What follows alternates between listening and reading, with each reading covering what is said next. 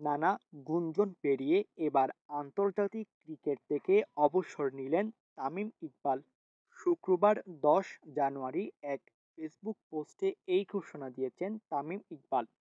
এর আগে 2023 সালের জুলাইতে প্রথমবার আন্তর্জাতিক ক্রিকেট থেকে অবসরের ঘোষণা দিয়েছিলেন তামিম।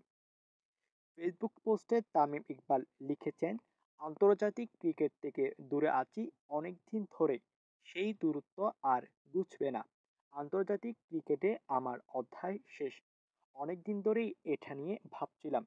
এখন যেহেতু সামনে চ্যাম্পিয়ন্স ট্রফির মতো বড় একটি আসর সামনে, আমি চাই না আমাকে ঘিরে আবার আলোচনা হোক এবং দলের মনোযোগ ব্যাহত হোক।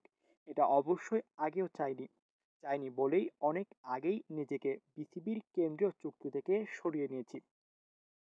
যদিও অনেকেই বলেছেন, অনেক সময় মিডিয়ায় এসেছে আমি নাকি ব্যাপারটি ঝুলিয়ে রেখেছি, কিন্তু বিসিবির কোনো ধরনের চুক্তিতে যে নেই।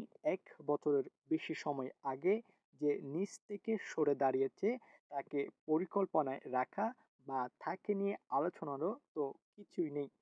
তারপরও অযথা আলোচনা হয়েছে। অবসর নেওয়া বা খেলা চালিয়ে যাওয়ার সিদ্ধান্ত একজন ক্রিকেটার বা যে কোনো পেশাদার ক্রীড়াবিদের নিজের অধিকার। আমি নিজেকে সময় দিয়েছি, এখন মনে হয়েছে সময়টা এসে গেছে।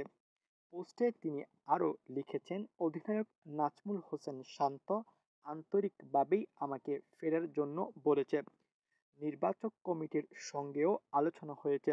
আমাকে এখনো উপযুক্ত মনে করার জন্য তাদের প্রতি কৃতজ্ঞতা। তবে আমি নিজের মনের কথা শুনেছি।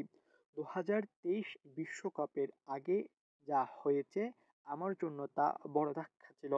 যেহেতু ক্রিকেটীয় কারণে আমি দলের বাইরে যাইনি, তারপরও আমি যেখানে গিয়েছি ক্রিকেট ভক্তদের অনেকে বলেছেন আমাকে আবার জাতীয় দলে দেখতে চান।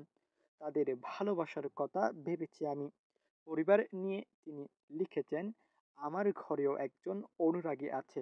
আমার ছেলে কখনো আমাকে সরাসরি বলেনি, কিন্তু তার মাকে বারবার বলেছে বাবাকে আবার দেশের জার্সিতে খেলতে দেখতে চাই।